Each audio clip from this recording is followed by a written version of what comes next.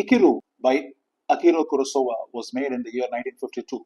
Post-war Japan was rebuilding its cities, its institutions, and its future.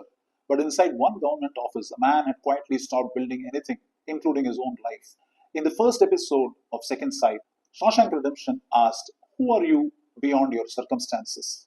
Then Marnie and the Silence of the Lambs asked, "Who are you beyond your past?" And the Truman Show asked, "Who are you beyond what others expect you to be?" But once we rise above our circumstances, loosen the grip of the past, and step outside other people's expectation, one question remains: what will we do with the life that is finally ours? That is why Ikiru must be the fourth film in this journey. Because freedom is not the end of the search, it is the beginning of responsibility. Most people remember Ikiru as a story of a man who discovers that he is dying. I remember it differently. I remember watching a man discover that long before his illness, he had already stopped living. Kanji Watanabe is a senior government official. For decades, he sat behind the same desk, stamped the same papers, followed the same procedures, and carefully avoided doing anything that might disturb the machinery around him. Citizens are sent from one department to another, files move, people wait, nothing changes. Watanabe is not a cruel man. That is what makes the film uncomfortable. He is simply a man who is allowed routine to replace life. Then he learns that he has stomach cancer. His time is limited, and suddenly the life he has been postponing can no longer be postponed. At first, Watanabe mistakes living for pleasure. He withdraws some of his savings and enters the nightlife of Tokyo. He drinks, he searches for excitement, he tries to recover in a few crowded evenings the years that disappeared quietly behind his desk. But distraction cannot answer mortality. He turns towards his son, hoping to find comfort, but years of emotional distance cannot suddenly be repaired because time has become scarce. Then he meets a young colleague who has left the office because its lifelessness had begun to suffocate her.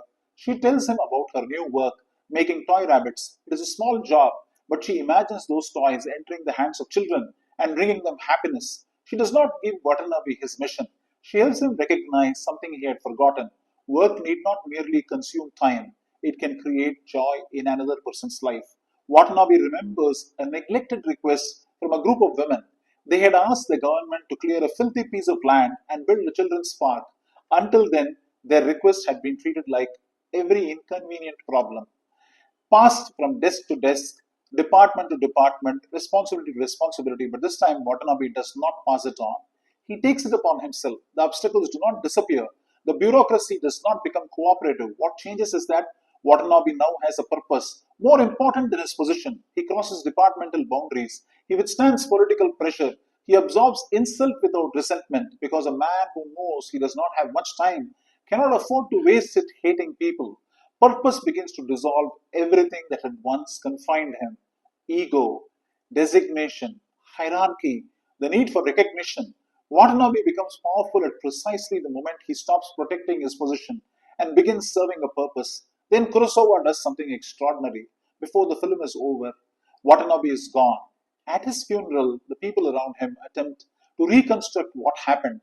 The structure recalls Citizen Kane, but there is an important difference. In Citizen Kane, every recollection adds another fragment to a man who remains mysterious. In Ikiru, every recollection removes another misunderstanding until Watanabe's contribution becomes unmistakably clear.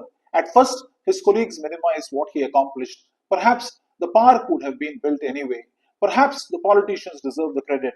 But as one memory leads to another, the evidence gathers. Slowly, the insignificant bureaucrat they thought they knew is revealed as the only man among them who truly acted. His colleagues weep, they condemn their own cowardice, they promise to follow his example. Then morning arrives, they return to the office. A citizen brings another problem, and almost immediately the old machinery begins again. That may be the most uncomfortable truth in Ikiru. We are often people deeply moved by another person's courage and changed by it only briefly. We admire purpose more easily than we practice it. Everyone at the funeral understands Watanabe. Almost no one becomes Watanabe. Perhaps that is why the final image remains so powerful. Watanabe sits alone on a swing in the park he helped create. Snow falls gently around him. There is no grand reward, no promotion, no applause, but for the first time, his work has become larger than himself. Cancer did not give Watanabe a purpose, it merely removed the illusion that he had unlimited time to find one.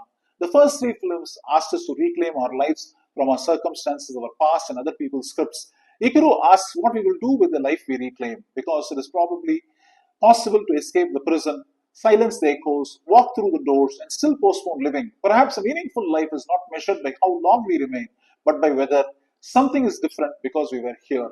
Before we leave, three questions worth living with. Question one: what part of my life have I been postponing? Because I assume there will always be time. Question two: does my work merely consume my days, or does it create something meaningful in another person's life? Question three: when would I begin today? What would I begin today if recognition, hierarchy, and fear no longer mattered? Until next week, keep watching, keep wondering, and remember, great movies reveal themselves slowly.